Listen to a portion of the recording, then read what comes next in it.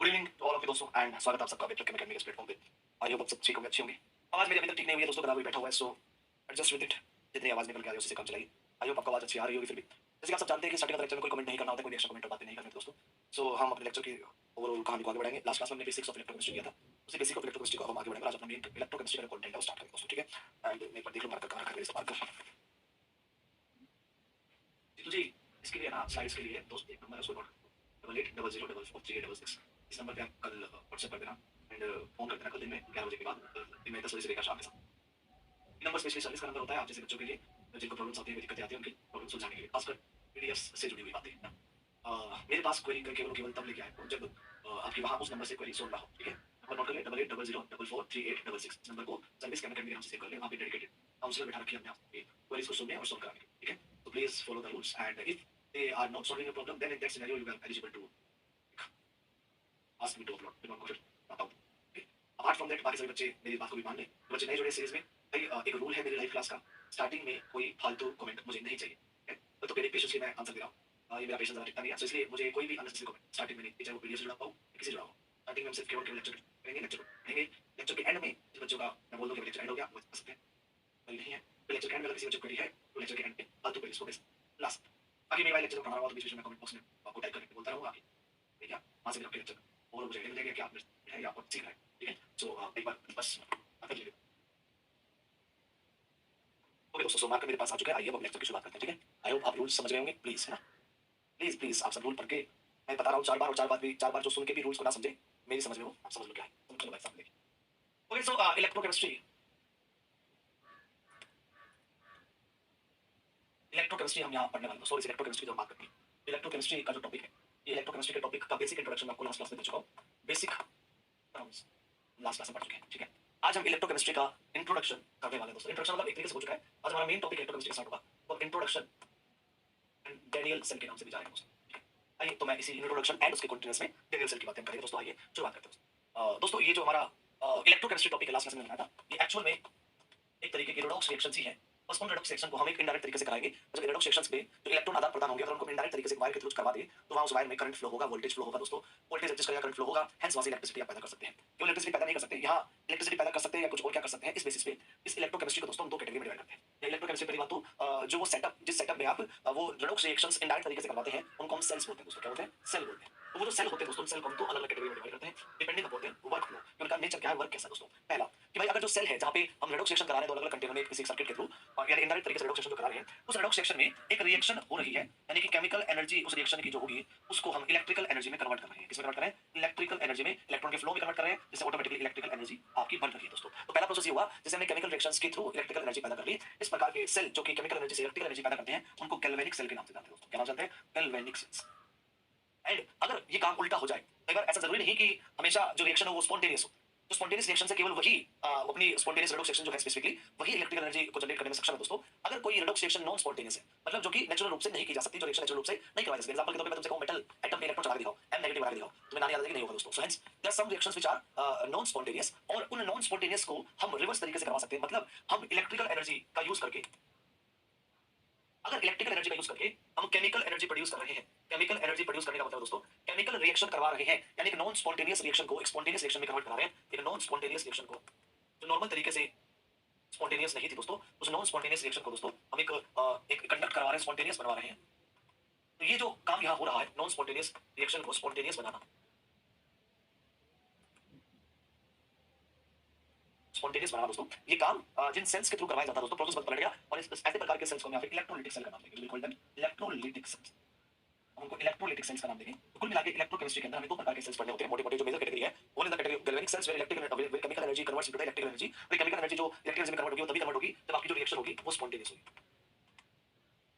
वो reaction spontaneous होगी तभी वो केमिकल इलेक्ट्रिकल में कन्वर्ट हो पाएगी। और जब रिएक्शन आपकी नॉन स्पॉन्टेनियस हो दोस्तों, तो उसको इलेक्ट्रिकल एनर्जी के थ्रू कन्वर्ट कराया जाता है, कंडक्ट करवाया जाता है। ऐसे में दोस्तों ये दो सेल हमारे काम किया, दोनों को पढ़ना है। पूरे चैप्टर में जो सबसे ज्यादा पूरा सेल हमें इसमें मैक्सिमम समय बिताना है वो गैल्वेनिक सेल ही है। इसी से आपके मोस्ट ऑफ द क्वेश्चन आते हैं। इलेक्ट्रोलिटिक सेल में कुछ खास हमें नहीं करना, आधे घंटे का टॉपिक है। लास्ट के 40 मिनट्स में जब टॉपिक खत्म होने वाला है 45 मिनट में निकल जाएगा दोस्तों। इसमें दो प्रोसेस होता है, एक होता है इलेक्ट्रोलिसिस और उसके प्रोडक्ट्स क्या होते हैं, और दूसरा हमारे पास यहाँ पे एक फैराडे के दो लो होते हैं, वो फैराडे के दो लो पे पढ़ने हैं दोस्तों, ठीक है, डिपोजिशन के। तो बस बाकी कुछ नहीं है दोस्तों। ये मेन हमारा जो पूरा फोकस है इस पे इलेक्ट्रोकेमिस्ट्री पे, गैल्वेनिक सेल पे रहेगा। अब जब गैल्वेनिक सेल की बात आई है और दुनिया में हमें ये जानना है कि गैल्वेनिक सेल काम कैसे करते हैं, केमिकल एनर्जी को इलेक्ट्रिकल एनर्जी में कन्वर्ट कैसे किया जाएगा, ये गैल्वेनिक सेल का सेटअप कैसे होगा, ये समझने के लिए हम गैल्वेनिक सेल का एक बहुत ही फेमस एग्जांपल लेके चलते हैं। और गैल्वेनिक सेल का एक one of the famous example इसका नाम है डेनियल सेल दोस्तों। ठीक है, तो कुल मिला के यहाँ हमारे पास पहला सेल जो आज हमें ये पूरा working of the galvanic cell समझाएगा, मतलब हमारा जो टॉपिक है वो दो कैटेगरी में डिवाइड कर लिया। इसको हम ए कैटेगरी बोलते हैं दोस्तों, और ए कैटेगरी और ये हमारी बी कैटेगरी। तो हमारी जो ए कैटेगरी है दोस्तों, वो ए कैटेगरी यानी कि उस ए कैटेगरी में हम अपने इंट्रोडक्शन के बाद, इंट्रोडक्शन मैंने करवा दिया दोस्तों, हम अपने गैल्वेनिक सेल की शुरुआत कर रहे हैं दोस्तों। किसकी शुरुआत कर रहे हैं? गैल्वेनिक सेल की ए कैटेगरी की शुरुआत कर रहे हैं। ठीक है, और गैल्वेनिक सेल अगर आप समझना चाहते हैं तो इसका सबसे बढ़िया जो एग्जांपल है उसको नाम देते हैं डेनियल सेल दोस्तों। ठीक है, स्पेलिंग अपना लेना डी ए डी एन जो भी है, डेनियल सेल के थ्रू गैल्वेनिक सेल को समझेंगे। One of the most common example we know Daniel cell दोस्तों। ठीक है, डेनियल सेल का आइए मैं तुम्हें सेटअप समझाता हूं और उसके पूरे वर्कफ्लो को समझाता हूं कि कैसे वहां पे एक केमिकल रिएक्शन एक इलेक्ट्रिकल एनर्जी को पैदा करती है। तो अगले 10-15 मिनट के लिए दिल थाम के आप बैठ जाइए और मेरी बातों को ध्यान से सुन लीजिए। आपको आता है? अच्छा, आपको आता है, अच्छी बात है, नहीं आता तब भी ध्यान से सुन लीजिए। चलिए, डेनियल सेल की जब हम बात करते हैं दोस्तों, ये सेल कुछ ऐसा होता है दोस्तों कि यहाँ पे हमारे पास पहली बात एक कंटेनर होगा, कंटेनर, ये हमारे पास एक कंटेनर होगा। ठीक है, और ये कंटेनर दोस्तों एक लेफ्ट हैंड साइड में होगा और एक हमारे पास एक कंटेनर राइट हैंड साइड में प्रेजेंट होगा। As it is a container एक राइट हैंड साइड में होगा। ठीक है, इन कंटेनर्स को अक्सर लेफ्ट कंपार्टमेंट और राइट कंपार्टमेंट के नाम से जानते हैं। This is left compartment, this is the right compartment, यानी एक सेल के दो कंपार्टमेंट है, लेफ्ट कंपार्टमेंट, राइट कंपार्टमेंट। ठीक है, तो ये दो कंटेनर, दो कंपार्टमेंट हमारे पास है। इनके अंदर हमारे वो जो रेडॉक्स रिएक्शन करने के जो दो एलिमेंट है, ऑक्सीडाइजिंग एजेंट, रिड्यूसिंग एजेंट, वो एक से प्रेजेंट है और एक से प्रेजेंट है दोस्तों। ठीक है, प्लीज प्लीज मेरी आवाज खूब आ रही है, हिमांशु जी अपने माइक की वॉल्यूम या अपने जो स्पीकर की वॉल्यूम उसको बढ़ाएं। बहुत बढ़िया आवाज आ रही है, बहुत बढ़िया। अब आप अपने जो स्पीकर की वॉल्यूम उसको इंक्रीज करें और आप ईयरफोन यूज करें बेटर एक्सपीरियंस के लिए। ठीक है, ईयरफोन में यूज करें, वरना आप अगर सोच रहे हो कि फोन के स्पीकर से आप बहुत सुन लोगे तो फोन के स्पीकर से आवाज कभी भी क्लियर नहीं आती है, खासकर तब जब तुम्हारे घर वाले तुम्हारे पास बैठे हो। ओके, भी थोड़ा पढ़ाई करें तो अच्छे से करो यार, सीरियसनेस करके, या तो एक हाथ में जाके पढ़ो, कहीं देखो कोने में जाके लेक्चर, और या फिर दोस्तों ईयरफोन लगा लो, बहुत बढ़िया आवाज आएगी। ठीक है, सो ना अब यहाँ जब हम बात करें दोस्तों तो इस दोनों कंपार्टमेंट में हम सबसे पहले क्या करते हैं, यहाँ हम दोस्तों सॉल्यूशन हम यहाँ दे रहे हैं दोस्तों दोनों कंपार्टमेंट। डेनियल सेल का जो फेमस एग्जांपल है, इसमें जो सॉल्यूशन हम यहाँ यूज करते हैं दोनों कंपार्टमेंट में वो सॉल्यूशन फिक्स होते हैं दोस्तों।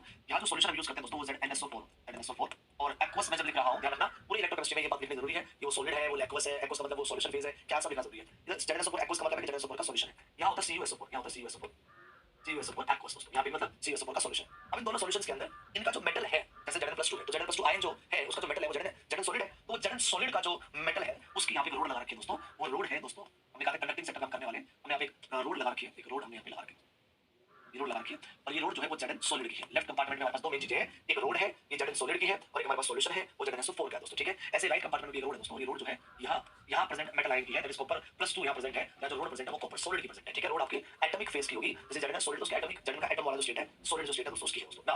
अब ये दोनों अलग-अलग अगर रहे तब तो यहाँ कुछ नहीं होगा, तो दोनों को यहाँ पे एक दूसरे से जोड़ना पड़ेगा, और वो जोड़ने के लिए दोस्तों हमने किस रोड को एक वोल्ट मीटर के थ्रू यहाँ पे दोस्तों यहाँ पे जोड़ दिया, एक एम्पीयर मीटर के थ्रू, जहाँ से हम रीडिंग्स नोट करते रहेंगे कि भाई यार रीडिंग क्या है, वोल्टेज की रीडिंग क्या है, एम्पीयर की रीडिंग क्या है, वो दोनों ही बातें यहाँ से नोट डाउन कर सकते हैं। ठीक है दोस्तों, चलिए ये हमारा एक बेसिक सेटअप हो गया। दोबारा सुन लीजिए, तो दोस्तों यहाँ हमारे पास एक डेनियल सेल है जो कि गैल्वेनिक सेल का एग्जांपल है, और हम पहले गैल्वेनिक सेल कैसे काम करता है वो सीख रहे हैं with the help of Daniel cell. Working of galvanic cell हम सीख रहे हैं with the help of Daniel cell. ठीक है, डेनियल सेल एग्जांपल के रूप में लेके वर्किंग ऑफ गैल्वेनिक सेल सीख रहे हैं, with electrical chemical energy will be converted to electrical energy. ये केमिकल एनर्जी यानी केमिकल रिएक्शन जब कंडक्ट होगी इलेक्ट्रिकल एनर्जी कैसे प्रोड्यूस होगी वो प्रोसेस समझ रहे हैं। उसके लिए निकाल के दो कंपार्टमेंट लिए, left compartment, right compartment. Left compartment में सॉल्यूशन ZnSO4 लिया, उसका मेटल का रोड लिया Zn सॉलिड, यहाँ पे CuSO4 सॉल्यूशन लिया, उसका मेटल रोड कॉपर सॉलिड लिया, दोनों को मैंने जोड़ दिया दोस्तों। अब जो लेफ्ट कंपार्टमेंट होता है इसको दोस्तों अक्सर हम एनोड कंपार्टमेंट के नाम से जानते हैं। क्या नाम जानते हैं? एनोड कंपार्टमेंट, ध्यान रखिए बात होगा। और जो हमारा राइट कंपार्टमेंट होता है दोस्तों इसको कैथोड कंपार्टमेंट के नाम से जानते हैं, और ये फिक्स होता है पूरे गैल्वेनिक सेल में जब तक आगे हम चलेंगे दोस्तों। इनफैक्ट सेल की जब बात करेंगे जनरली लेफ्ट कंपार्टमेंट को हम एनोड से प्रेजेंट करेंगे, राइट कंपार्टमेंट को हम कैथोड से प्रेजेंट करेंगे। ये बात हम थोड़ा सा दिमाग में रखेंगे दोस्तों। ठीक है, इससे डायरेक्टली इसके सेल रिप्रेजेंटेशन जो है वो भी जुड़ी है, इसलिए हम जनरली लेफ्ट की तरफ एनोड को ही प्रेजेंट करते हैं, राइट की तरफ कैथोड को प्रेजेंट करते हैं। तो हमने यहाँ पे प्रेजेंट कर दिया। अब यहाँ हो क्या रहा है, सेल वर्क कैसे करेगा इसको समझने के लिए हमें एनोड और कैथोड दोनों कंपार्टमेंट में जो कहानी घट रही है उसको समझना पड़ेगा। आइए बारी बारी वो भी समझ लेते हैं। सबसे पहले हम समझने की कोशिश करते हैं दोस्तों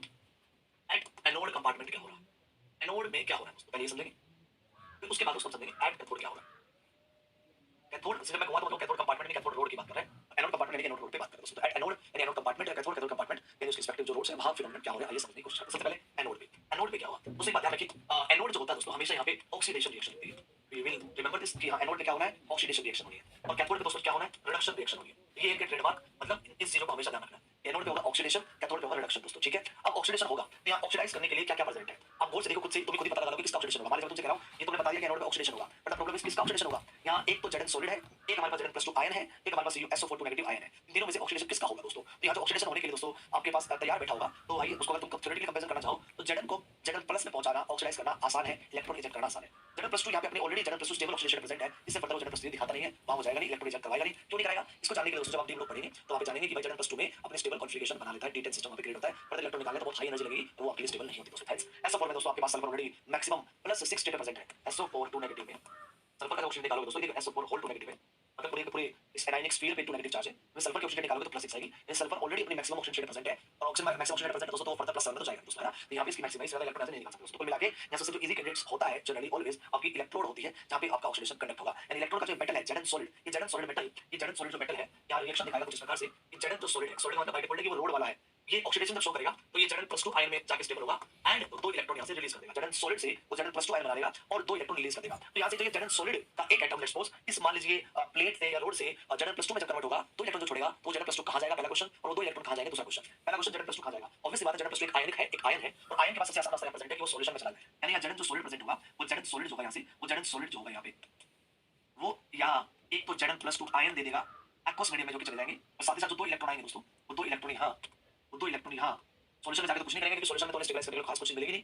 है ना? वो 2 इलेक्ट्रॉन यहाँ इस इलेक्ट्रोड पे तैयार बैठे रहेंगे किसी के द्वारा भी कैप्चर किए जाने के लिए। ये तो एनोड पे ऑक्सीडेशन हुआ तो इलेक्ट्रॉन लूज हो गए और जब भी कोई मतलब देखो ऐसा नहीं है कि लेके बैठा रहेगा 2 इलेक्ट्रॉन, अरे ले जाओ, अरे कोई ले जाओ, ऐसा तो नहीं होगा। ये 2 इलेक्ट्रॉन तभी इजेक्ट होंगे दोस्तों यहाँ से कि जब कोई जरूरत होगी, कहीं पे नीड होगी। जैसे मैंने कल एक कॉन्सेप्ट समझाया था भाई साहब, मान लीजिए किसी को नीड है तभी तो वैसे कैसे मांगने आएगा दोस्तों से, यहाँ पे जब ये नीड होगी तभी तो ये 2 इलेक्ट्रॉन से मांगने आएगा या 1 इलेक्ट्रॉन मांगने आएगा और ये उसको इलेक्ट्रॉन निकाल के देगा दोस्तों। तो नीड से सारी कार्य होती है, इसको कहते हैं पोटेंशियल।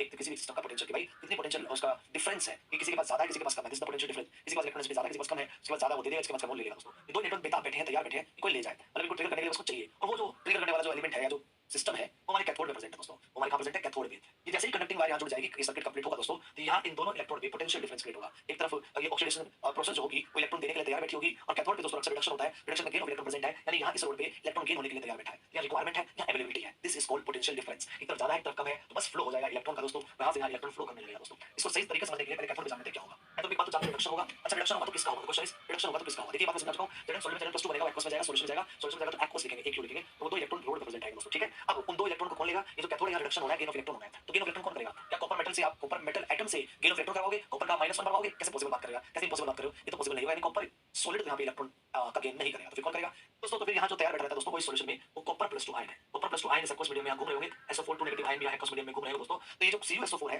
CuSO4 जो है वो सॉल्यूशन फेज में जब जाता है तो वहां कॉपर+2 और SO4 2 नेगेटिव ग्रुप में एग्जिस्ट करता है। सिमिलरली Zn+2 जो है Zn+2 SO4 2 नेगेटिव ग्रुप में एग्जिस्ट करता है। तो यहां जो सॉल्यूशन में प्रेजेंट है Cu+2 चार्ज है, वो जैसे इसे 2 इलेक्ट्रॉन दिखेंगे दोस्तों, जैसे इसे 2 इलेक्ट्रॉन दिखेंगे वो 2 इलेक्ट्रॉन को लेके Cu+2 जो सॉल्यूशन का है वो इलेक्ट्रॉन के 2 इलेक्ट्रॉन लेके 2 इलेक्ट्रॉन कहां से आएंगे, एक तरीके से पोटेंशियल डिफरेंस क्रिएट होंगे और यहां से ट्रैवल होकर आएंगे दोस्तों अल्टीमेटली दोस्तों। इन 2 इलेक्ट्रॉन को लेके कॉपर सॉलिड का एटम बना लेगा और यहां डिपॉजिट होना चालू हो जाएगा दोस्तों। कॉपर सॉलिड का एटम बना लेगा और डिपॉजिट होना चालू हो जाएगा। कॉपर सॉलिड का दोस्तों हमने एटम बना लिया और ये डिपॉजिट होना चालू हो जाएगा दोस्तों। ताकि यहाँ इस प्रकार से आप कह सकते हो कि वो डिपॉजिट होना चालू हो गया, कॉपर सॉलिड का एटम बना लेगा। तो क्या बनेगा, कॉपर सॉलिड का एटम बना लेगा। अब क्योंकि वो भी रोड कॉपर की है, डिपॉजिट भी कॉपर ही हो रहा है, तो कुछ अलग से नहीं दिखाते हैं, कुल मिला के ये कह देते हैं कि रोड पे डिपॉजिट हो रहा है दोस्तों, है ना। पर वो रोड पे जो डिपॉजिट हो रहा है वो कोई अलग से लेयर नहीं हो रहा है, मतलब लेयर का सेंस की डिफरेंस आप क्रिएट नहीं कर पाओगे। अच्छा ये कॉपर ताजे वाला है, पुराने वाला है, ऑक्सीडेशन ऑक्सीडेशन वगैरह तो बात अलग है, नहीं तो अदरवाइज बिल्कुल फ्रेश तो तुम डिफरेंशिएट नहीं कर पाओगे, हमारा खुद बना जाएगा, बस इतना सा बात है दोस्तों। चलिए आइए अब आगे देखते हैं दोस्तों पेंस रिएक्शन में क्या हो रहा है। रिएक्शन में कॉपर+2 आयन जो कि एक्वस मीडियम में तैर रहा था, गोते खा रहा था, यहां प्रेजेंट 2 इलेक्ट्रॉन खाएगा, इस रोड पे कहां से आएंगे, ये पोटेंशियल डिफरेंस क्रिएट होगा यहां से आएंगे दोस्तों। तो 2 इलेक्ट्रॉन यहां खा के और गेन ऑफ इलेक्ट्रॉन करके रिएक्शन प्रोसेस दिखा देगा और कॉपर जो है वो सॉलिड में कन्वर्ट हो जाएगा और सॉलिड में कन्वर्ट होकर रोड में वो डिपॉजिट हो जाएगा। अब हो जाएगा रोड पे डिपॉजिट हो जाएगा। अब रोड पे डिपॉजिट हो जाएगा भाई, बहुत कॉमन बात है, इसको लिखने की जरूरत है नहीं दोस्तों। हमने यहां से reaction in the cathodic compartment भी निकाल ली दोस्तों। तो ये सारी बातें हमने समझ ली कि एनोड पे भाई कमेंट नहीं करने हैं। मैंने 4 बार चिल्ला चिल्ला के समझा दिया, फिर भी आपको अगर समझ नहीं आ रहा है तो मैं कैसे मतलब तुम्हारे क्या करना है, तुम्हारे घर नोटिस या तुम्हारे घर मैं मतलब बता रहा हूं अलग से। तो बच्चे लेट ज्वाइन हुए हैं, दोबारा से मेरी बात ठीक से सुन लो। मुझे कमेंट बॉक्स मूविंग नहीं दिखना चाहिए ना। ये कोई मैं कोई नया लेवल मास्टर नहीं हूं कि तुम कमेंट बॉक्स में चलते रहोगे, चिट चैट करते रहोगे, उठा के मैं क्लास से बाहर निकाल दूंगा भाई, ठीक है। हालांकि तुम सब पेशेंसफुली बैठे हो और ऐसा मैंने आज तक किया नहीं है क्योंकि मैं एक शांत इंसान हूं। तो हां तुम मतलब डर गए थे यार, आपसे क्या डर है सर, कोई बात नहीं। एंजॉय करो क्लास को, मेरे कहने का और मतलब है just enjoy the class, do not disturb the class, okay. I will take you the doubts of yours when I will ask you to put your doubts in the comment box, ठीक है। जब मैं आपको comment box में लिखने को और type करने को कहूं तभी आपको डाउट्स वहां पे पुट करने हैं relevant to this topic only. और उससे पहले और उसके बाद में कोई कमेंट नहीं करना है, भूल जाओ तुम्हारी जिंदगी में कमेंट बॉक्स है, ठीक है। ये YouTube चैनल नहीं है कि तुम कुछ भी लिख दोगे, ना ना ना, ये मेरी क्लास है, okay. Please do not force me to say this thing every time, है ना। मैं बार-बार बोल रहा हूं यार, मुझे पता नहीं रियलाइज होता कुछ चीज, मैं पता नहीं मैं समझता हूं कि पता नहीं किनको पढ़ाने लग गया, या तो मुझे ऐसा एहसास होता है यार क्या बच्चे थे वो ऐसे मतलब जिनको बदबू होती थी। हाँ चलो ठीक है, और तुम्हें मैं गारंटी देता हूं तुम में से मेरी क्लास में ऑफलाइन बैठा होता ना कोई बच्चा, मेरी क्लास में ऑफलाइन बैठा होता ना, तुम में से कोई भी चोरी नहीं करता, सब चुपचाप बैठ जाते। नजर काफी होती है देखने के लिए, सोचते हो ऑनलाइन इंडस्ट्री है क्या बोलेगा मास्टर, पढ़ लो चुपचाप, ठीक है। हाँ चलो दोस्तों, इट्स लाइक कि ये 2 रिएक्शंस यहाँ पे हुई और 2 रिएक्शंस हुई, कहानी भी खत्म नहीं हुई, ध्यान सुनते रहो, जब तक मैं बोल रहा हूं सुनते रहो ध्यान से।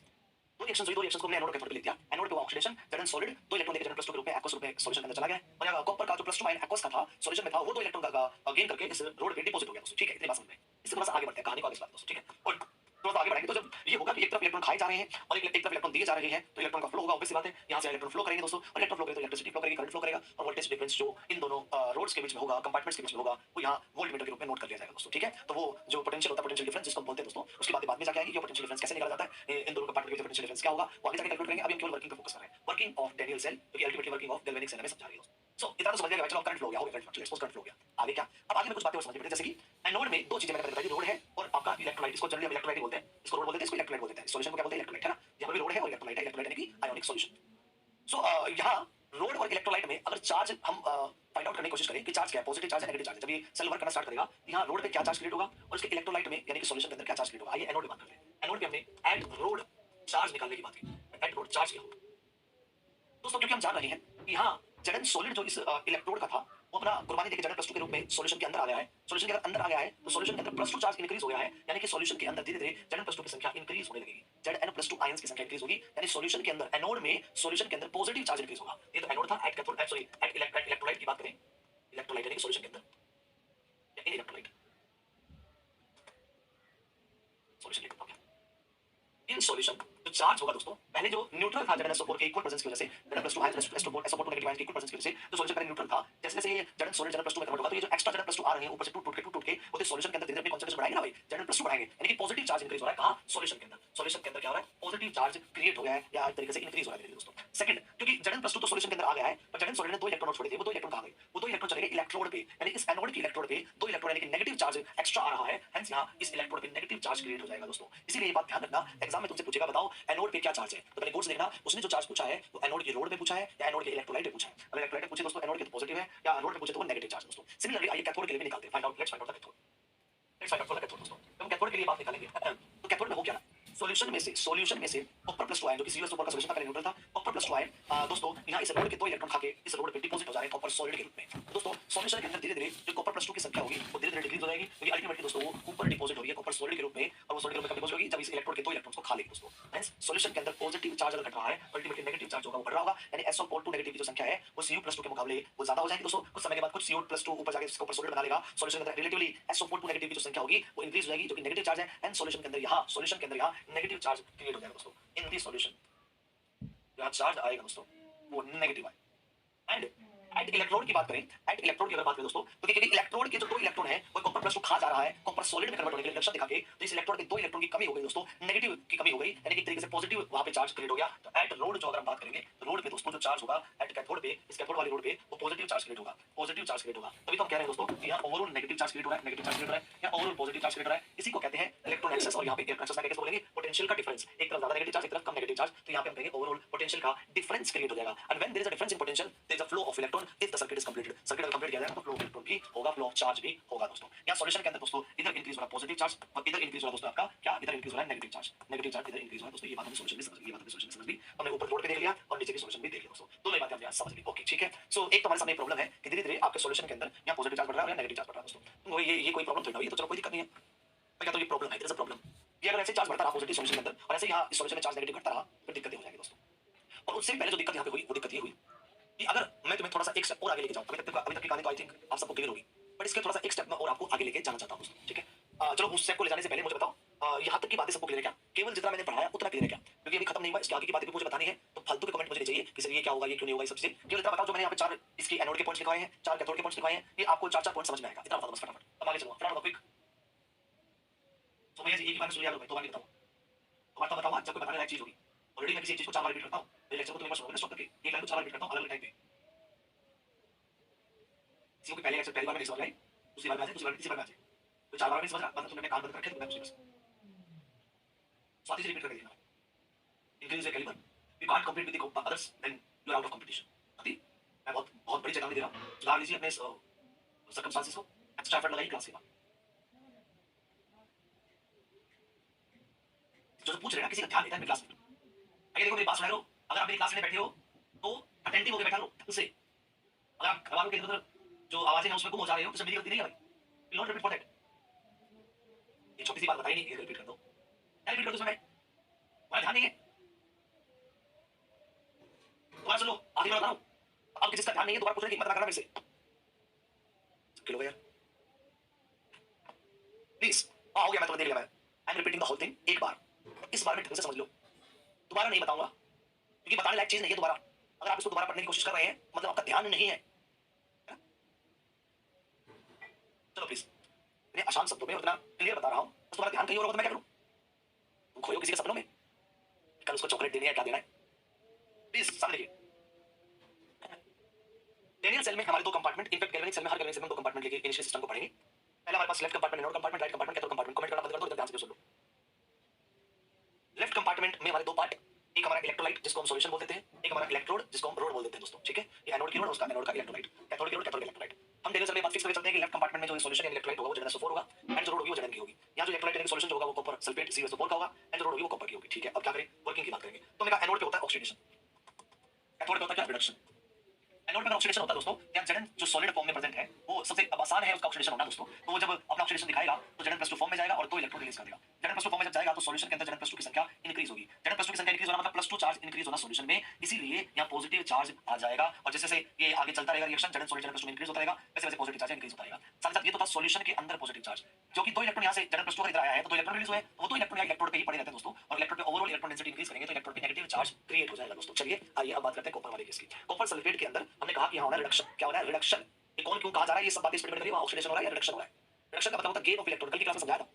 गेन ऑफ इलेक्ट्रॉन कौन करेगा, कॉपर एक यहाँ सॉलिड के रूप में प्रेजेंट है, कॉपर मेटालिक फॉर्म में जो प्रेजेंट होता है CuO0 फॉर्म में प्रेजेंट होता है, उसको तुम इलेक्ट्रॉन गेन करने को बोलोगे तो थप्पड़ मारेगा खींच के वापस से, लेकिन तुम मुझे Cu नेगेटिव पहुंचाना चाहते हो, एक इलेक्ट्रॉन गेन करवा के 2 इलेक्ट्रॉन गेन करवा के, तो कहेगा मैं से तो बात ही मत करना। मेटल आयन इलेक्ट्रॉन्स को वो आप मेटल्स को आप दोस्तों पे एक तरीके से चला नहीं सकते हो, मतलब कुल मिला के Cu जो एटम होगा, Cu जो एटम यानी कि जो रोड है वो Cu एटम्स की है, Cu सॉलिड एटम्स के 0 ऑक्सीडेशन स्टेट है, ये इलेक्ट्रॉन गेन नहीं कर सकते। तो कौन करेगा, यहाँ पे दो प्राणी और है, एक कॉपर+2 एक SO4 नेगेटिव है, तो उनमें जो आसान है जिसके लिए इलेक्ट्रॉन गेन करना वो कॉपर+2 है दोस्तों। कौन आसान है क्यों आसान नहीं है, इसके लिए आगे जाके एक 2 लेक्चर के बाद एक इलेक्ट्रोकेमिकल सीरीज की टेबल आएगी, वहां से सारी बातें क्लियर हो जाएगी, किसके लिए ऑक्सीडेशन आसान होता है, किसके लिए रिडक्शन आसान होता है, वहां इलेक्ट्रोकेमिकल सीरीज में सीखते हैं। अभी के लिए बता दे रहा हूं, कॉपर के लिए आसान है। यहाँ कॉपर किसके लिए, कॉपर+2 आयन के लिए। तो कॉपर+2 आयन कहां प्रेजेंट है, क्या रोड पे है, यहाँ पे कॉपर+2 आयन, रोड तो कॉपर सॉलिड की है दोस्तों। कॉपर+2 आयन सॉल्यूशन में है, आयनिक फॉर्म सॉल्यूशन में होती है, and this copper ion is balanced by SO4 negative ions, ठीक है। नाउ मान लीजिए यहाँ पे 10 कॉपर+2 आयन थे, 10 SO4 नेगेटिव आयंस, ओके। सो 10 SO4+2 आयन में से एक सॉरी 10 कॉपर+2 आयन थे, 10 SO4 नेगेटिव आयन मान लीजिए लेट्स सपोज इस सॉल्यूशन में प्रेजेंट थे। यहाँ से एक कॉपर+2 आयन जो है वो जाएगा और इस इलेक्ट्रोड के 2 इलेक्ट्रॉन्स को खा लेगा दोस्तों। वो इलेक्ट्रॉन कहां से मिलेंगे इसको दोस्तों, यहाँ नीड क्रिएट होगी, भूख लगेगी तो खाना देने वाले लोग भी अपना खाना पहुंचा देंगे, तो ये इलेक्ट्रॉन यहाँ ट्रांसफर करेंगे, वो 2 इलेक्ट्रॉन्स ये कॉपर+2 जो है वो खा लेंगे।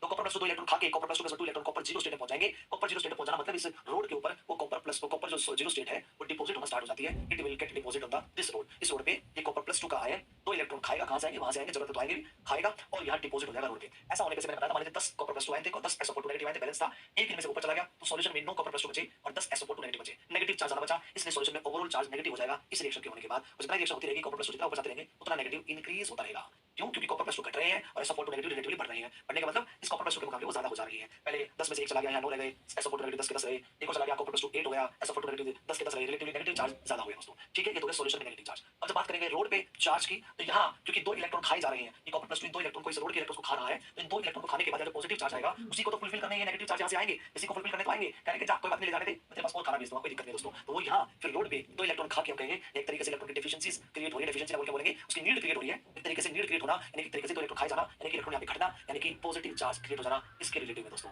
यहाँ नेगेटिव हो जाएगा, वहाँ इलेक्ट्रॉनिसिटी ज्यादा है, यहाँ इलेक्ट्रॉनिसिटी कम हो रही है कॉपर+2 के द्वारा इलेक्ट्रॉन का गेन करने पर, तो यहाँ पॉजिटिव चार्ज रोड पे क्रिएट हो जाएगा। ये मैं बातें जो बता चुका हूँ ये आसान शब्दों में मैंने दूसरी बार भी रिपीट कर दी। अगर आपको अभी किसी को समझ नहीं आ रही है तो समझ लीजिए आपका साबुन स्लो है ना, वरना मेरा साबुन बंटी स्लो है क्या, फिर ऐसा ही मामला है। और ऐसे सिनेरियो में आप परेशान मत होइए, आप लेक्चर को रिपीट करके देखिए दोस्तों, क्योंकि अब भी अगर किसी को समझ नहीं आया मतलब वो बेचारा किसी मैं कहूँगा कि स्वर्ग लोक की दुनिया में खोया हुआ है, उसे वहाँ से सुख की प्राप्ति जो मिल रही है वो सुख उसे उसकी जिंदगी में ये सीखने को फोर्स करने के लिए, मतलब वहाँ पे फोर्स वहाँ पे कम लगा रहे हैं, तो मर्जी कर रहा है जिंदगी में क्या ही पॉजिटिव नेगेटिव करना पड़ रहा है। वही हो सकता है इंसान के अलावा, तो इतने आसान भाषा में समझने के बाद तो मैं एक बार मतलब बोल दूंगा उस पर तुम सुन लोगे मेरे से।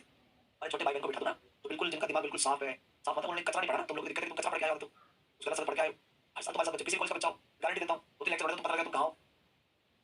तो कचरे को साफ करके नया कचरा, कचरे को साफ करके नया कंटेंट सिखाना वैसी बात है, उसको तुम जाने तो दोगे। अब तुम्हारे छोटा भाई बहन उसको बिठा दो सामने, गारंटी देता हूँ वो भी सीख जाएगा, तुम सारा बता देगा उसको फ्रेश पढ़ा है। तो इट्स ओके, ठीक है, live it here. So now the point is कहानी यहीं पे खत्म नहीं होती है, बल्कि मैं कहूंगा कहानी तो यहाँ से चालू होती है। तो कोई ये क्या कह रहा है सर, मैं बता दे रहा हूँ, सामने देख लीजिए दोस्तों। दोस्तों हमने जैसे कि वो शादी ब्याह होता है ना, मतलब घर में तुम अक्सर स्कूटर वूटर चालू करते हो सर्दी के टाइम पे, है ना, स्कूटर तुमने किक स्टार्ट किया, आजकल तो किक स्टार्ट आ गया, पहले तुम्हें वो जो किक होती थी वो करनी पड़ती थी दोस्तों पैर से, अगर तो किक स्टार्ट आ गया प्रेस बटन दबाते हो, जैसे बटन स्टार्ट किया तो रेस दी तुमने, फिर दोबारा बंद हो गया, तब फिर तुम करते हुए चलता फिर बंद हो जाता है। तो ऐसा ही कुछ हो गया इस सेल के साथ भी।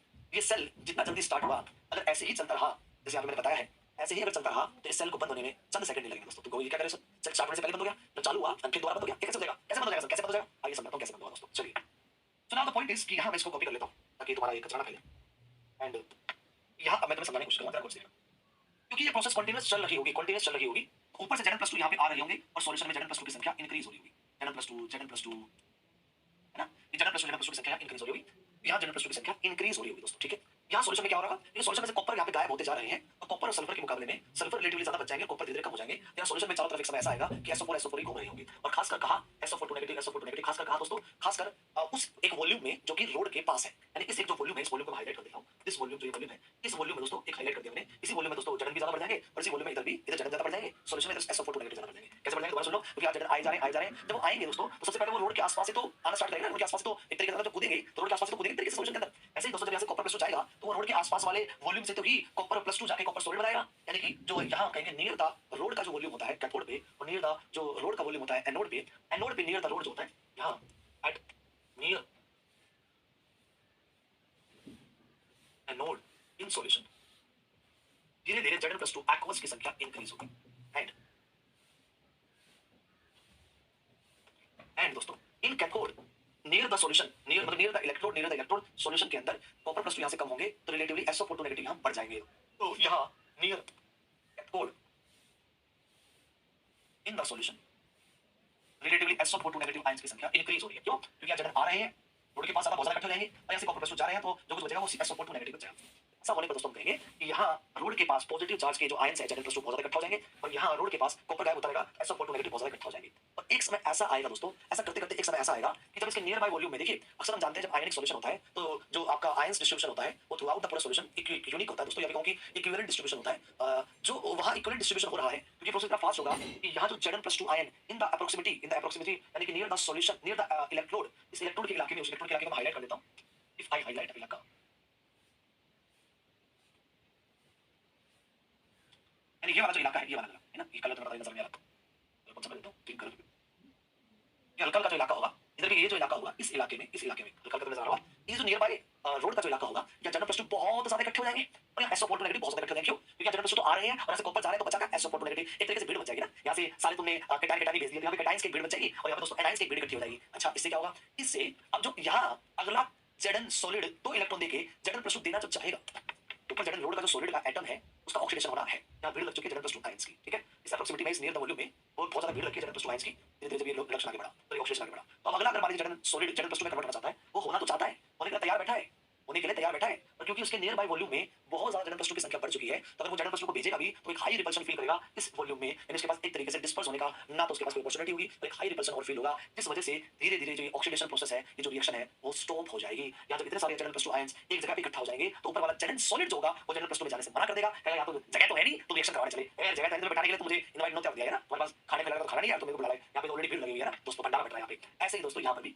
इस जगह पर भी दोस्तों यहाँ धीरे धीरे CO2 नेगेटिव, CO2 पॉजिटिव जब कम होंगे SO4 नेगेटिव अपना जमावड़ा बना लेगा एंड हेंस अब क्योंकि नियर बाय वॉल्यूम में कोई CO+2 बचे ही नहीं या बहुत ही कम बचे हैं, तो अगर बाहर वाला कोई CO, मान लीजिए बाहर वाला कोई CO, लेट्स सपोज ये बाहर वाला CO था, ये जाना चाहता है रिड्यूस होने, बट इसको जाने के लिए SO4 नेगेटिव के इस ओवरऑल इलाके से पार होकर जाना पड़ेगा जहाँ पे हाई नेगेटिव रिपल्शन है दोस्तों। ये बेचारा CO+2 इस भीड़ से उस पर्टिकुलर रिक्वायरमेंट तक जहाँ इस 2 इलेक्ट्रॉन से मिलने की प्रोबेबिलिटी है वहां तक जाना उसके लिए भी एक डिफिकल्ट हो जाएगा टास्क, जब धीरे धीरे यहाँ से SO4 नेगेटिव की संख्या बढ़नी स्टार्ट होगी। हम कहेंगे दोस्तों यहाँ से ओवरऑल कि यहाँ Zn+2 बढ़ जाने से अगला जब Zn है वो आना बंद कर देगा, यानी कि रिएक्शन स्टॉप हो जाएगी। आफ्टर सम टाइम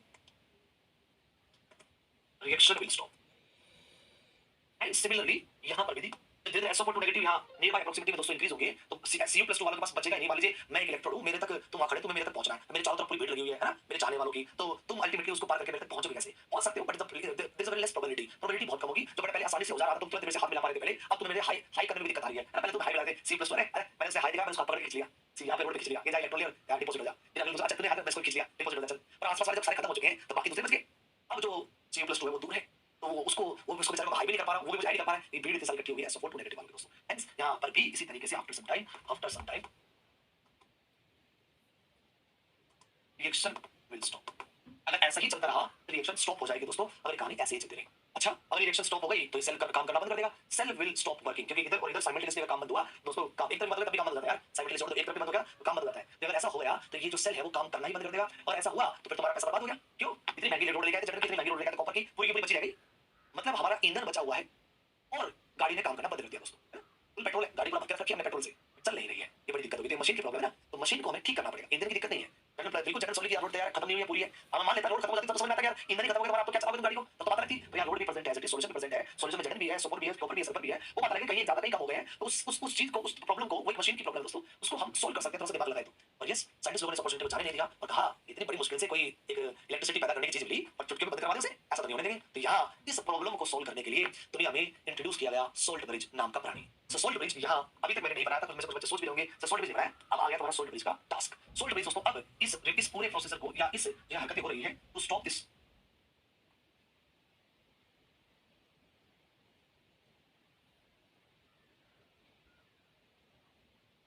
इसको लिखता है यहाँ पे इन दोनों में, to stop this charge accumulation,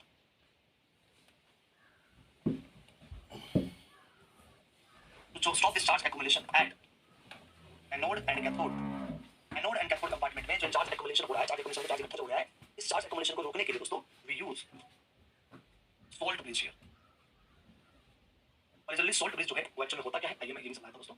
तो सोल्ट ब्रिज यहाँ पे कुछ इस प्रकार का एक इन्वर्टेड यू ट्यूब है ना, इस प्रकार का इन्वर्टेड एक यू ट्यूब है, एक इन्वर्टेड यू ट्यूब यहाँ पे वो प्रेजेंट है, ठीक है। It's a inverted you tube, salt bridge के बारे में क्या कहें तो ये एक इन्वर्टेड यू ट्यूब है, इन्वर्टेड यू शेप की ट्यूब है दोस्तों, इन्वर्टेड यू शेप की ट्यूब है। यूट्यूब मतलब वो यूट्यूब वाला यूट्यूब नहीं, तो वीडियो देखते हो वो नहीं, यूट्यूब मतलब यू शेप की ट्यूब है दोस्तों, ठीक है। और इस ट्यूब के अंदर अक्सर अक्सर दोस्तों हम क्या भरते थे, स्टीम के अंदर दोस्तों हम अक्सर एक तो अगार अगार जेल भरते हैं, अगार अगार जेल, तुमने खूब सुना भाई ना, ये अगार अगार जेल एक थिक जेल है दोस्तों, जो हमारे इस अगार अगार जेल के साथ जो हम इलेक्ट्रोलाइट जो हम यहाँ पे मिक्स करके भेजते हैं दोस्तों, ताकि उन इलेक्ट्रोलाइट के मूवमेंट हो सके, इलेक्ट्रॉन निकल के नीचे आ जाए, ऐसा हो जाए। मान लीजिए मैं इस इन्वर्टेड यूट्यूब में सॉल्यूशन भर दूं तो सॉल्यूशन तो सारा दोस्तों इधर और इधर फैल जाएगा, अल्टीमेटली इधर उधर फैल जाएगा दोस्तों, और वो जो फिर वो प्रिंसिपल फॉलो होगा वो प्रिंसिपल तो नहीं जाएगा, वॉल्यूम किधर जाएगा उसमें नहीं जाएगा, कुल अल्टीमेटली वो मिक्सिंग यहाँ पे डाल जाएगी। तो उस मिक्सिंग को रोकने के लिए यहाँ इस ओवरऑल यूट्यूब के अंदर हमने एक अगार अगार जेल, थिक जेल भर दिया, जिस थिक जेल के साथ में दोस्तों हमने इलेक्ट्रोलाइट यहाँ पे रखे दोस्तों कुछ, और वो इलेक्ट्रोलाइट जनरली हम जो यूज करते हैं वो केसीएल यूज करते हैं, साथ में हमने यहाँ पे कुछ इलेक्ट्रोलाइट डाले, अगार अगार जेल विद कुछ इलेक्ट्रोलाइट विद सॉल्ट अक्सर कहते हैं, with salt like KCL use कर लेते हैं और केएनओ3 ऐसे हम सोल्ट अक्सर यूज कर लेते हैं दोस्तों।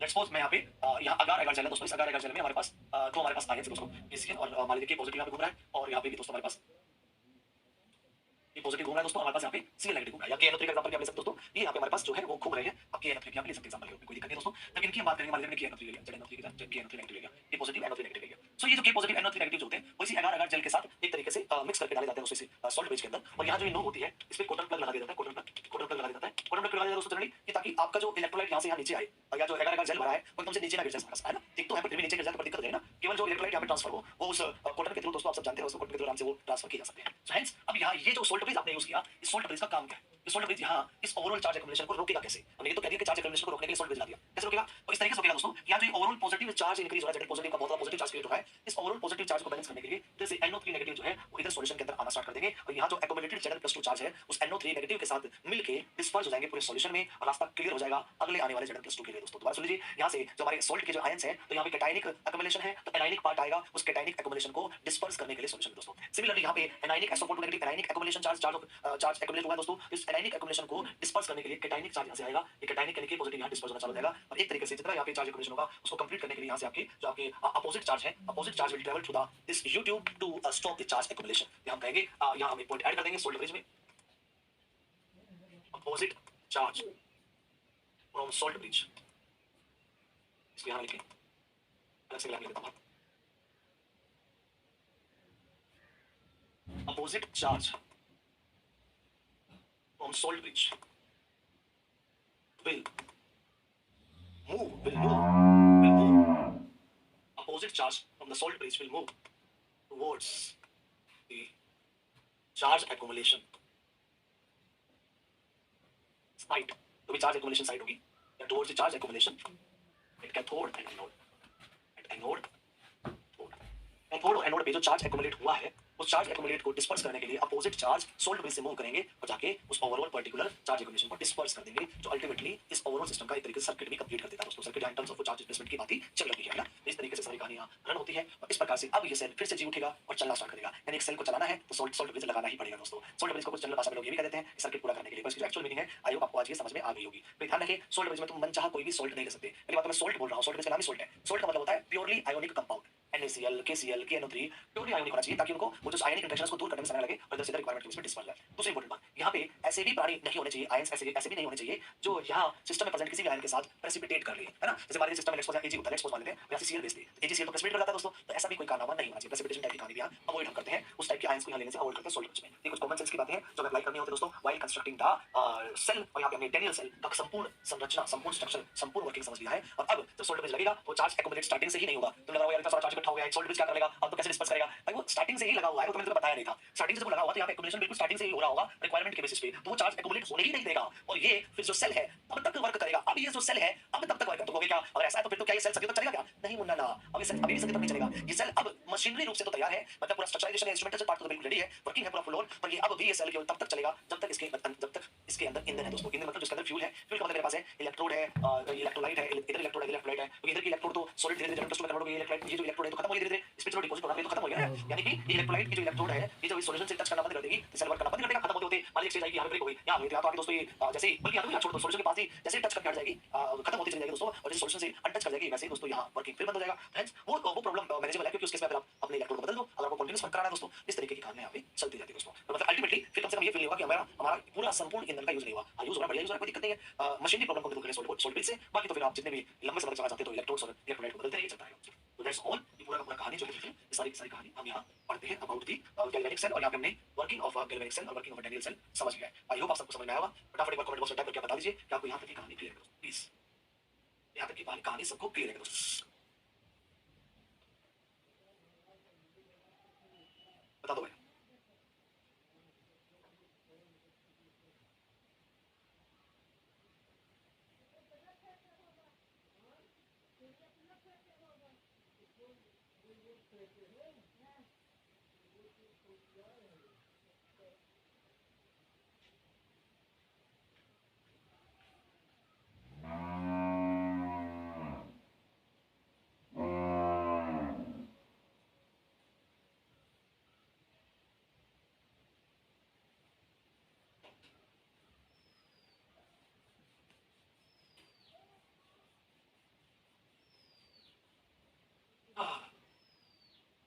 इसे क्या लोड कैसे पता हो जाएगी? अरे जड़न प्लस 2 जड़न सॉलिड से टूट टूट के नीचे आ रहे हैं। जड़न सॉलिड कोई अनंत समय तक एग्जिस्ट होता रहेगा।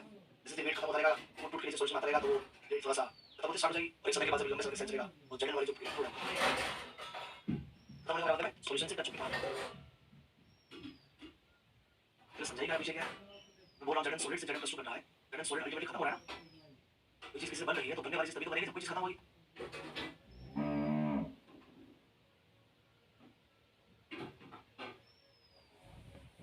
आइए दोस्तों कहानी आगे चलते हैं।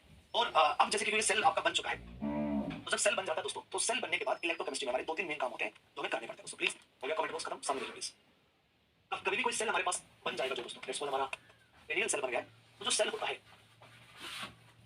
जो सेल जिसको फुल सेल भी अक्सर बोलते हैं दोस्तों, इस सेल के कुछ पॉइंट्स होते हैं जो हमें इस पूरे इलेक्ट्रोकेमिस्ट्री में हर सेल के लिए निकालने आने चाहिए। सबसे पहला पॉइंट हमारे पास ये होता है कि एट एनोड, एनोड की रिएक्शन एट एनोड क्या होगी। दूसरा रिएक्शन एट कैथोड क्या होगी। इसी सेल के लिए यही हमारे लिए इंपॉर्टेंट पॉइंट है दोस्तों। और इन तीन दोनों को ऐड ऑन करके एनोड और कैथोड के दोनों ये अल्टीमेटली आप भले ही तो अलग-अलग कंपार्टमेंट में हो रही हो, पर याद करो है तो रिडॉक्स रिएक्शन ना, एक पे ऑक्सीडेशन एक पे रिडक्शन, तो कंबाइन करके तो लिखेंगे रिडॉक्स रिएक्शन को, रिडॉक्स रिएक्शन कंबाइन करके तो लिखेंगे फाइनली, एंड दोनों को कंबाइन करके जो फुल सेल रिएक्शन लिखी जाएगी वो फुल सेल रिएक्शन क्या होगी, ये हमारा तीसरा पॉइंट है। यहाँ से ये तो होगी रिएक्शन की बातें। इसके बाद दोस्तों हमारे पास फोर्थ पॉइंट आता है दोस्तों, यहाँ पे इसी के स्टार्ट कर देता हूं। फोर्थ पॉइंट जो आता है दोस्तों वो आता है cell representation, cell representation of anode, या इसको हाफ सेल रिप्रेजेंटेशन भी कहते हैं, हाफ सेल रिप्रेजेंटेशन। और half cell representation for anode भी आप कर सकते हो, निकाल सकते हो दोस्तों। Half cell representation, cell representation और कैथोड भी आप निकाल सकते हो दोस्तों। और जो सेल रिप्रेजेंटेशन होते हैं दोस्तों वो फुल सेल के लिए भी आप निकाल सकते हो, फुल सेल रिप्रेजेंटेशन। ये सारे काम हमें इसके लिए निकालने पड़ते हैं, ठीक है। आइए वन बाय वन ये सारे काम खत्म करने की कोशिश करते हैं, तब हमें पूर्ण संपूर्ण एक संतुष्टि होगी कि हमने डेनियल सेल खत्म कर लिया। चलिए आइए सबसे पहले हम सेल की रिएक्शंस लिखना स्टार्ट करते हैं दोस्तों। फर्स्ट डेनियल सेल के लिए हमारा एग्जांपल जो था वो डेनियल सेल था। डेनियल सेल के लिए आइए हम अपना जो full cell half cell reactions है इन दोनों को मिला के हाफ सेल रिएक्शन भी बोलते हैं, हाफ सेल रिएक्शन भी इनको बोल देते हैं दोस्तों। आइए सबसे पहले हमारी half cell reaction at anode,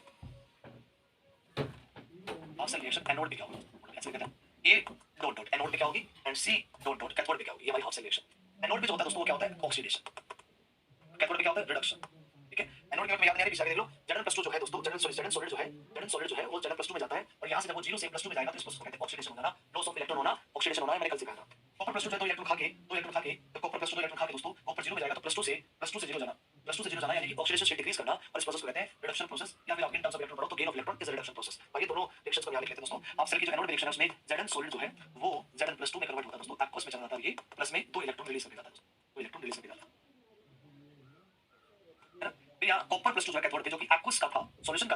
इन्हीं दोनों इलेक्ट्रॉन जो रिलीज हुए हैं, एनोड से जो इलेक्ट्रॉन रिलीज हुए इन्हीं दो इलेक्ट्रॉन को गेन करता है और यहाँ कॉपर सॉलिड में कन्वर्ट होता है दोस्तों, ठीक है। आइए अब इन दोनों का फुल सेल रिएक्शन निकालते हैं। Full cell reaction, what do mean by full cell reaction? Full cell reaction is a reaction जिसमें एनोड और कैथोड के होने वाले इंडिविजुअल ऑक्सीडेशन रिएक्शन प्रोसेस को एक साथ रिएक्शन के रूप में दिखाते हैं और इसको एफसीआर के नाम से भी हम एब्रिविएट करते हैं, एफसीआर यानी कि फुल सेल रिएक्शन। अब इन दोनों को इसमें ऐड कर दो। रिएक्शन जब ऐड करते हैं दोस्तों तो उसमें हम कहते हैं कि अपोजिट साइड जो होते हैं एरो के वो चीजें आपस में कट जाती है। तो दोस्त देखिए यहाँ एरो के इधर +2 इलेक्ट्रॉन है, इधर एरो के इधर +2 इलेक्ट्रॉन है, आपस में कट गए, बाकी सब ऐड हो जाएंगे। लेफ्ट साइड में बचेगा Zn सॉलिड, ये बचा यहाँ से बचा दोस्तों कॉपर +2 एक्वस में यूज, Zn+2 आएगा दोस्तों एक्वस में एंड प्लस में कॉपर सॉलिड आ जाएगा।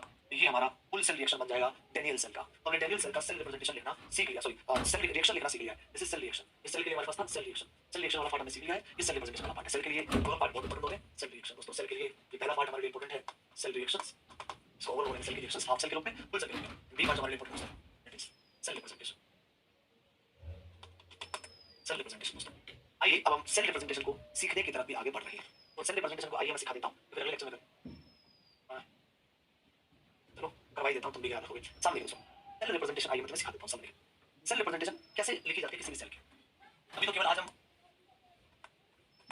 डेनियल सेल के एग्जांपल करेंगे, अगली क्लास में मल्टीपल एग्जांपल आएंगे बहुत सारे अलग अलग सेल के। तो वहां हर सेल के लिए सेल रिएक्शन लिखनी होगी, हाफ सेल फुल सेल। हर रिएक्शन के लिए सेल रिप्रेजेंटेशन लिखना होगा, हाफ सेल फुल सेल। जब आप इसमें एक्सपर्ट हो जाओगे तो समझ लीजिए इलेक्ट्रोकेमिस्ट्री में एक्सपर्ट होना स्टार्ट करोगे। How to write a cell representation. आइए सेल की रिप्रेजेंटेशन लिखना सिखाता हूं तुमको। पहली बात सेल रिप्रेजेंटेशन क्या बताया सर, रिएक्शन तो समझ में आती है, सेल रिप्रेजेंटेशन क्या है और क्यों बेफालतू का संदर्भ पाल रखा है। सेल रिप्रेजेंटेशन नाम की टेक्नोलॉजी दुनिया में क्यों आ गई, वही मैं दोस्तों समझाता हूं कि पहली बात सेल रिप्रेजेंटेशन दुनिया में आई दोस्तों।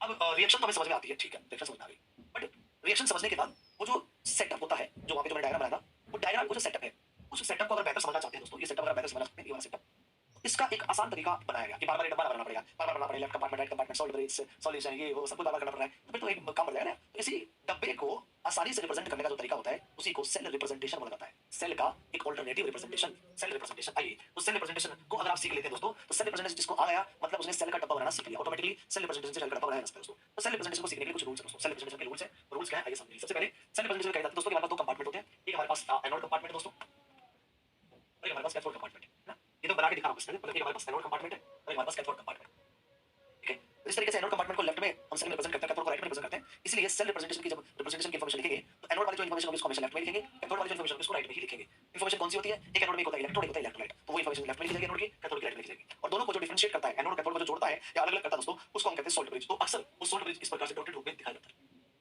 जल्दबाजी में से लोग ऐसे भी बना देते हैं, ठीक, ऐसे बना देते हैं जल्दबाजी में, डबल इंडर भी बना देते हैं। ये जो डबल इंडर ये सब चीजें हैं, ये क्या रिप्रेजेंट कर रहा है, सॉल्ट ब्रिज रिप्रेजेंट।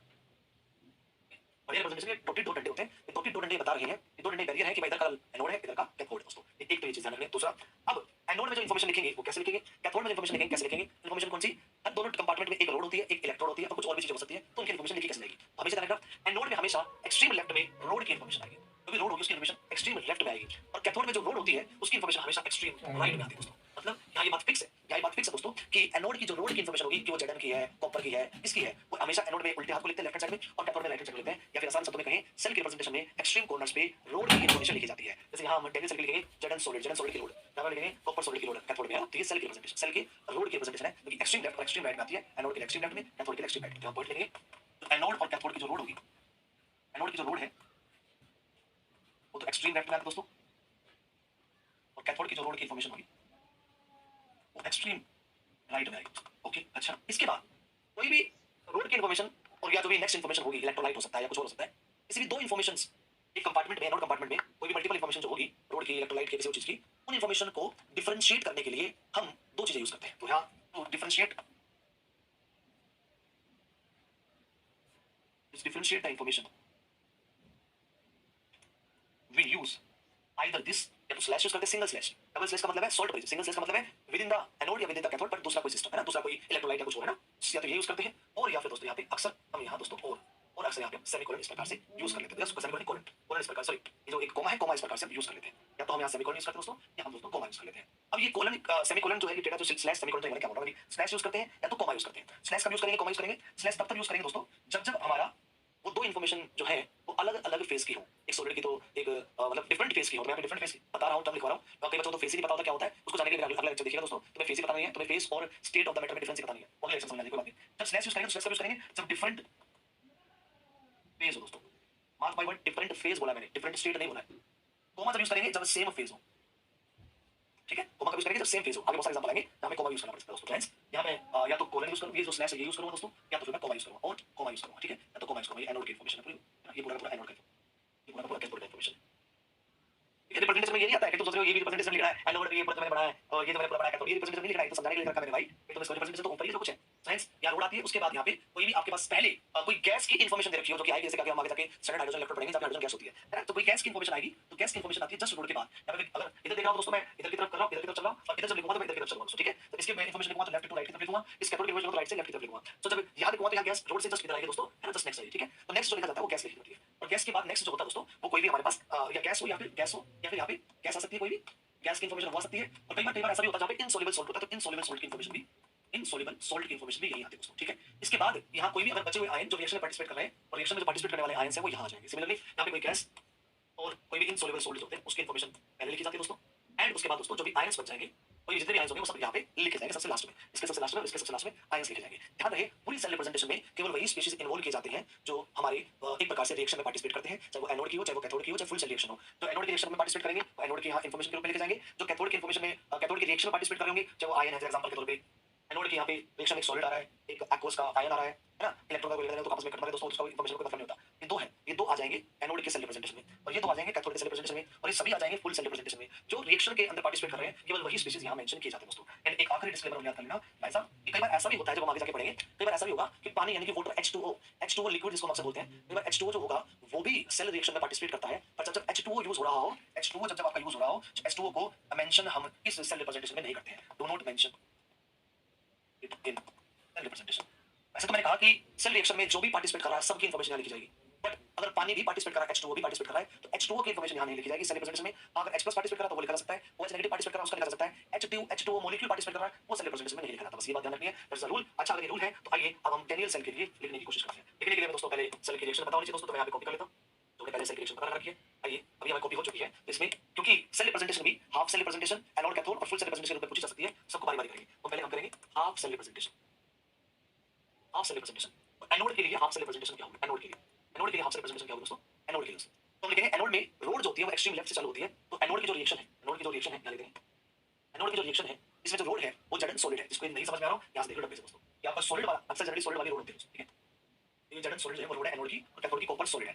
एनोड का इलेक्ट्रोलाइट है जेड कॉपर का इलेक्ट्रोलाइट है CuSO4, ठीक है। चलिए तो आइए हम यहाँ कह रहे हैं कि यहाँ जो हमारा सोल्ट फेज है उसमें जब हम जो अपना रिप्रेजेंटेशन बताएंगे, तो एनोड की जो रिप्रेजेंटेशन होगी उसमें जो हमारा रोड है वो जेड है, तो रोड एक्सट्रीम लेफ्ट में लिखी जाएगी जेड सॉलिड। उसका जो स्टेट है सॉलिड, उसका जो फेज है सॉलिड लिक्विड गैस, वो लिख के चलेंगे दोस्तों यहाँ से, ठीक है। स्टेट को लिख के चलेंगे, स्टेट इसको बोलते हैं, तो जेड का सॉलिड स्टेट लिख के चलेंगे। नाउ इसके बाद हमें यहाँ पे नेक्स्ट इन्फॉर्मेशन लिखनी है, और नेक्स्ट इन्फॉर्मेशन कौन सी आएगी, या तो उस एनोड पे कोई गैस हो या इनसॉल्युबल सॉल्ट हो। कमाल की बात है, इनसॉल्युबल सॉल्ट का मतलब जैसे AgCl इनसॉल्युबल सॉल्ट है, जो प्रेसिपिटेट कर जाते हैं उनको इनसॉल्युबल सॉल्ट बोलते हैं ना, इनसॉल्युबल सॉल्ट जैसे AgCl। दोस्तों इस एनोड की रिएक्शन में ना तो कोई इनसॉल्युबल सॉल्ट है और ना ही कोई गैस है, तो मतलब यहाँ ये जो हमारा ये वाला जो पैरामीटर है ये कोई भी अवेलेबल नहीं है। जब अवेलेबल नहीं है फिर हम जो नेक्स्ट वो लिखेंगे आइस लिखेंगे, और यहाँ पे हम कोमा लगाएंगे कि भाई अगर स्लैश नहीं तो कोमा और कोमा और कोमा, तो स्लैश कब जब डिफरेंट फेज हो, कोमा कब जब फेज सेम हो। ये बात मैं लिखवा चुका हूँ, ठीक है। चलो यहाँ पे कोई हमारा इनसॉल्युबल सॉल्ट भी नहीं, गैस भी नहीं है, तो जो नेक्स्ट बचा हमारे पास वो ये नहीं है, तो आयन बचा, आयन लिख देते हैं। तो आयन कौन सा सिलेक्शन में, इस सिलेक्शन में जो आयन है वो Zn+2 आयन है, Zn+2 आयन यहाँ लिख दिया जाएगा, और ये एक्वस यहाँ लिख दिया जाएगा उसके पीछे कि वो Zn+2 आयन हवा में तो घूम नहीं रहा होगा, इंडिविजुअल कोई सॉलिड में Zn+2 बना नहीं सकता, वो सॉल्यूशन में ही अवेलेबल होता है, इसलिए उसको एक्वस में लिखा जाता है। और ये हमारा सेल रिप्रेजेंटेशन क्रिएट हो गया एनोड का। अब रिवर्स अगर मैं इससे समझने की कोशिश करूँ, तो अगर ये रिप्रेजेंटेशन देखें तो इससे हम क्या समझेंगे, रिवर्स क्या समझेंगे, इससे समझेंगे कि लेफ्ट वाला जो है ये सॉलिड है, तो यानी रोड है। अगर ये रोड है तो ये ना बताइए एनोड कैथोड, हम खुद ही समझ जाएंगे। रोड को जब लेफ्ट हैंड साइड में लिखा जाता है तो ये एनोड की सेल रिप्रेजेंटेशन है, यहाँ से खुद से दिमाग लगा के समझ जाएंगे। यानी इसमें रोड Zn+2 की जेड सॉलिड की है, और जो उसका सॉल्यूशन है Zn+2 आयन के द्वारा बना हुआ है दोस्तों। रिवर्स स्टेटमेंट यहाँ से पता कर लेंगे। ऐसे ही अब हम कैथोड के लिए निकाले जा रहे हैं दोस्तों, रोड कैथोड के लिए जो सेल रिप्रेजेंटेशन जो रोड है वो कॉपर सॉलिड है, और जो रोड की देखो कमाल की बात, और देखो यहाँ स्लैश आएगा, कोमा आएगा, तो मैंने यहाँ सॉलिड है और यहाँ एक्वस है, कोमा यहाँ स्टेट ही अलग है तो फेज तो अलग है दोस्तों, अलग अलग फेज है, यहाँ पे अलग अलग फेज है, तो यहाँ पे स्लैश ही यूज करेंगे। नाउ कैथोड की बात करते हैं, तो कैथोड की जब बात करेंगे दोस्तों, तो कैथोड में हम कहेंगे कॉपर सॉलिड जो आपका इलेक्ट्रोड है, रोड जो है वो कॉपर सॉलिड है, पर road of cathode right hand side पे लिखी जाती है, तो कॉपर सॉलिड यहाँ पे राइट हैंड साइड में लिखा जाएगा, स्लैश बनाएगा, इधर की तरफ लिखना स्टार्ट करेंगे। क्या कोई इनसॉल्युबल सॉल्ट नहीं है, क्या कोई गैस नहीं है, क्या कोई आयन है, हाँ कॉपर+2 आयन है, तो कॉपर+2 आयन इधर की तरफ लिखा जाएगा दोस्तों एक्वस मीडियम में। अब मान लीजिए तुम्हें ये सब कुछ ना दे और केवल ये स्टेटमेंट लिख के देते, तो यहाँ से रिवर्स समझ जाएंगे। अगर सॉलिड यानी कि रोड राइट हैंड साइड में, तो ये कैथोड है, कैथोड में कॉपर की रोड है और कॉपर+2 का उसमें इलेक्ट्रोलाइटिक सॉल्यूशन दोस्तों, ठीक है। अब ये फुल सेल का रिप्रेजेंटेशन लिखते हैं, full cell representation, full cell representation तो कुछ नहीं होगा, मामूली होगा, इन दोनों को ऐड कर दो और बीच में डंडा लगा दो दोस्तों, बीच में इस तरीके से सॉलिड ब्रिज लगा दो, तो ये बाकी ऊपर जो तुमने इधर बनाया है इसको छोटा करके दो, छोटा कर दो, ये आ गया इधर, तो तुमने इधर जो बनाया है ये तो इधर से ना, अच्छा हो गया, ये होगी फुल सेल रिप्रेजेंटेशन खत्म। That's all the full cell representation. ये आपका फुल सेल रिप्रेजेंटेशन दोस्तों। आई होप आप सबको ये सारी कहानियां समझ में आई होगी। That's all for today. Bye bye, take care, all the best, all of you. Good night बच्चों। आज के लिए इतना ही। हमने आज डेनियल सेल कंप्लीटली खत्म कर लिया, जो कि हमें गैल्वेनिक सेल की वर्किंग और उसके सारी जो नेसेसरी पार्ट समझा रहा है, कैसे सेल वर्क करता है, उसकी क्या इन्फॉर्मेशन में ध्यान रखनी है, एक इन्फॉर्मेशन में सेल रिएक्शन ध्यान रखनी है, दूसरी इन्फॉर्मेशन के सेल की उसी रिएक्शन की रिप्रेजेंटेशन ध्यान रखनी है। ये दो बातें आपको यहाँ ध्यान रखनी जरूरी है। डेनियल सेल के बारे में सारी कहानी कर ली है। कल से हम डिफरेंट सेल के बारे में जो मल्टीपल एग्जांपल को और प्रैक्टिस करेंगे। सेल रिप्रेजेंटेशन में तुम्हें कल बहुत सारे एग्जांपल कराऊंगा, जिससे तुम सेल रिप्रेजेंटेशन निकालने में एक्सपर्ट हो जाओगे। ऐसे सेल रिएक्शन निकालने के मल्टीपल एग्जांपल करेंगे, बस तुम सेल रिएक्शन निकालने के भी एक्सपर्ट हो जाओगे। फिर तुम्हें मैं इनका इंटरलिंकिंग समझाऊंगा, इससे ये कैसे करेंगे, इससे ये कैसे करेंगे, उसके भी क्वेश्चंस करेंगे दोस्तों। जाने के लिए देखिए मेरा कल का लेक्चर। धन्यवाद। आज के लिए इतना ही दोस्तों। बाय, ठीक है।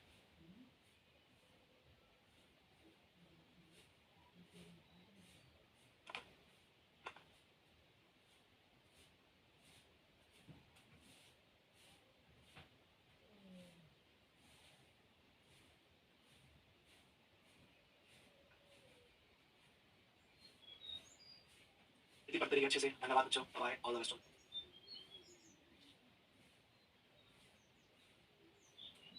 नाइट बच्चों। बाय।